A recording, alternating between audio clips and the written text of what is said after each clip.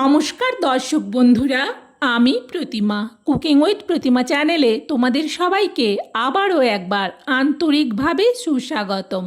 আশা করি বন্ধুরা তোমরা সবাই খুব ভালো আছো, সুস্থ আছো। আমিও তোমাদের মতো ভালো বন্ধু পেয়ে খুব ভালো আছি।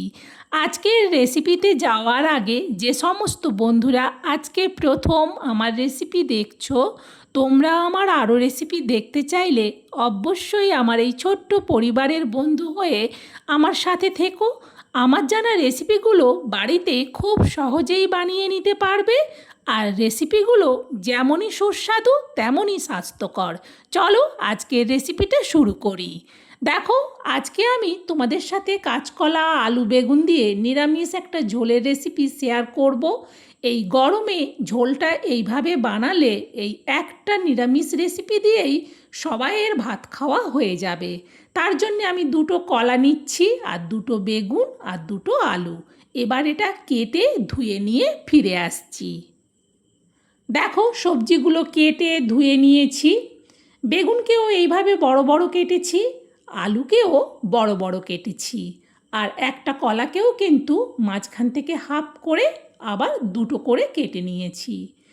এইভাবে আলু বেগুন কাঁচকলার সাথে দেব আমি কিছুটা বড়ি। বড়ি দিয়ে সম্পূর্ণ নিরামিষভাবে আজকের এই ঝোলটা রান্না করব। চলো তাহলে, সবজি কাটা হয়ে গেছে, এখন রান্নাটা শুরু করি। গ্যাস জেলে কড়া বসিয়ে দিয়ে কড়াতে দিয়ে দিচ্ছি সরিষার তেল।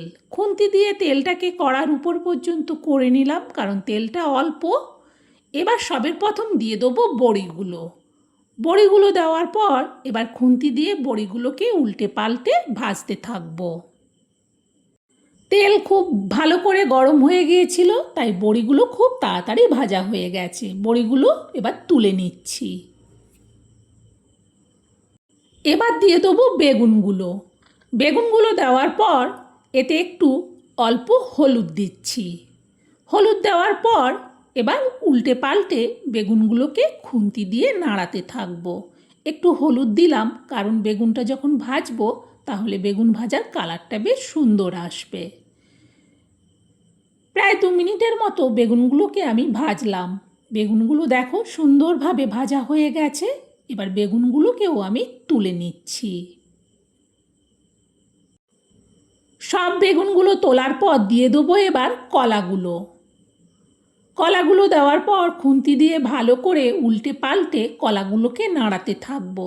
আর একটু খুন্তি দিয়ে ভালো করে সাইজ করে দেবো, যাতে কলার সব দিক ভালো করে ভাজা হয়। আর কলাটা কিন্তু এইভাবে ভেজে নিলে সুন্দর থাকবে ঝোলের কালার, একটুও কিন্তু কালো হবে না। দেখো, কলাগুলোও ভাজা হয়ে গেছে, তুলে নিচ্ছি। এবার এই তেলেই দিয়ে দেবো আলু। সব আলু দেওয়ার পর এবার আলুটাকেও খুন্তি দিয়ে ভাজতে থাকবো। আর এইভাবে অনবরত নাড়াতে থাকবো, তাহলে আলুরও সব দিক ভালো করে ভাজা হবে। প্রায় 2 মিনিটের মতো আলু ভেজে নেওয়ার পর এবার খুন্তি দিয়ে একটু আলুটাকে সাইজ করে নিচ্ছি মাঝখানটাতে জায়গা করে। আর যতই আমি খুন্তি দিয়ে আলুটা সরাচ্ছি, ততই আলুটা আবার মাঝখানে এসে জড়ো হয়ে যাচ্ছে। এই ফাঁক জায়গাটাতেই দিয়ে দেবো গ্রেট করা আদা। চা চামচের মাপে 1 চামচ গ্রেট করা আদা দিলাম। এবার আদাটাকেও আলুর সাথে ভালো করে ভেজে নেব। এরপর এতে দিয়ে দেবো পরিমাণ মতো লবণ, আর দেব অল্প একটুখানি চিনি। লবণ চিনি দেওয়ার পর আবারও খুন্তি দিয়ে আলুটাকে নাড়াতে থাকবো। এবার এতে দিয়ে দেবো পরিমাণ মতো হলুদ, আর দিচ্ছি পরিমাণ মতো লঙ্কার গুঁড়ো। হলুদ লঙ্কার গুঁড়োটাকে আবারও আলুর সাথে ভালো করে মিশিয়ে নেব, এতে করে হলুদ লঙ্কার গুঁড়োটাও ভালো করে ভাজা হয়ে যাবে। এবার আমি এতে দিয়ে দেবো টমেটো পেস্ট। আমি এখানে বড় সাইজের একটা গোটা টমেটোর পুরো পেস্টটাই দিচ্ছি। টমেটো পেস্টটা দিলে একটু জল জল ভাব হয়, সেই জন্যে গ্যাসটা একটু বাড়ালাম। এই টমেটো পেস্টটাকে মেশাতে মেশাতে দিয়ে দেবো এতে ভেজে তুলে রাখা কলাগুলো। সব কলাগুলো দেওয়ার পর ভালো করে এবার আলু আর কলাকে সব মশলার সাথে মিশিয়ে একটু আগে কষিয়ে নেব। গ্যাসটাকে একেবারে লোতে করে দিয়ে আমি এটা ঢেকে দিচ্ছি। ঢেকে একটা মশলা রেডি করে নেব এতে দেওয়ার জন্যে। আমি এখানে চা চামচের মাপে ভর্তি করে 1 চামচ গোটা জিরে নিচ্ছি। এবার এই জিরেটাকে আমি শিলে ভালো করে বেটে নেব। একটু শুকনো শুকনো করে বাটবো, সেই জন্যে শিলে বাটবো। শিলে বেটে নিয়েই ফিরে আসছি। দেখো জিরেটা সুন্দর শুকনো করে বেটে নিয়েছি। এইবার এই জিরে বাটাটা রেখে দিয়ে ওইদিকে অনেকক্ষণ কড়াটা ঢেকে রেখেছি। আগে কড়ার ঢাকনাটা খুলে একটু আলু আর কলাটাকে আগে নেড়ে দেবো। গ্যাসটা কমিয়ে রেখেছিলাম, তাতেও কিন্তু টমেটোর জলটা পুরো শুকিয়ে গেছে। এখন এতে দিয়ে দেবো জিরে বাটা। জিরে বাটা দিয়ে আর কিন্তু এটাকে ভাজবো না। এবার দিয়ে দেবো এতে পরিমাণ মতো জল। যেহেতু আমি ঝোল বানাবো সেই জন্যে কিন্তু একটু বেশি করেই জল দিচ্ছি। খুন্তি দিয়ে নাড়িয়ে দেখে নিলাম, আর জল লাগবে না।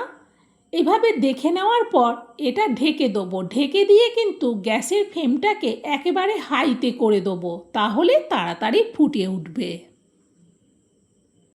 তরকারিটা ফুটে গেছে, সেই জন্যে কড়ার থেকে ঢাকনাটা খুললাম। আগে খুন্তি দিয়ে ভালো করে তরকারিটাকে একটু নাড়িয়ে দেবো। নাড়িয়ে দেখে নিলাম। এবার এতে দিয়ে দেবো ভেজে রাখা বেগুনগুলো। বেগুনগুলো দেওয়ার পর আবারও খুন্তি দিয়ে ভালো করে একটু ঝোলের মধ্যে বেগুনগুলোকে ডুবিয়ে দিলাম।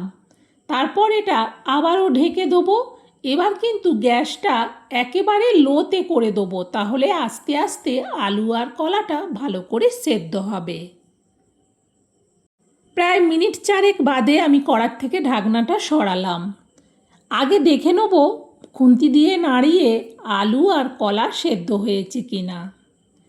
দেখেই বোঝা যাচ্ছে আলু আর কলা সেদ্ধ হয়ে গেছে।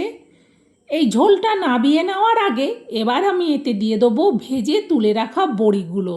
বড়িগুলো এইভাবে লাস্টে দিলে তাহলে বেশ সুন্দর ঝোলেতে গোটা গোটা থাকবে, আর আগের থেকে দিয়ে দিলে বড়িগুলো কিন্তু নরম হয়ে ভেঙে যাবে। আর এই ঝোলটা কোনো কিচ্ছু করার দরকার নেই, শুধু 1 মিনিট ফুটিয়ে নেব। যেহেতু বড়িটা এখনই দিলাম, ঝোলটা আমার একেবারে রেডি। এবার আমি নাবিয়ে নেব। ঝোলটা অনেকটা, সেই জন্যে একটা বড় স্টিলের বাটির মধ্যে পুরো ঝোলটা ঢেলে নিলাম। সত্যি বলছি বন্ধুরা, এই কাঁচকলা আলু বেগুন বড়ি দিয়ে নিরামিষ ঝোলটা এই গরমের দুপুরে বানিয়ে দেখো। গরম ভাত এটা দিয়েই সুন্দর খাওয়া হয়ে যাবে, আর অন্য কোনো রেসিপি লাগবে না। আমার এই নিরামিষ কাঁচকলা আলু বেগুন বড়ি দিয়ে রান্নাটা তোমাদের কেমন লাগলো সেটা কমেন্টে জানিও। ভালো লাগলে অবশ্যই একটা লাইক দিও, আর তোমরাও এটা শেয়ার করে দিও, যাতে এই দুর্দান্ত স্বাদের নিরামিষ কাঁচকলা আলু বেগুন বড়ির ঝোলটা সবাই বাড়িতে বানিয়ে নিতে পারে। বন্ধুরা, আজকের মতো রেসিপি শেষ। আবার অন্য দিন অন্য রেসিপি নিয়ে তোমাদের কাছে চলে আসব। ততক্ষণ তোমরা সবাই ভালো থেকো, সুস্থ থেকো। টাটা বন্ধুরা।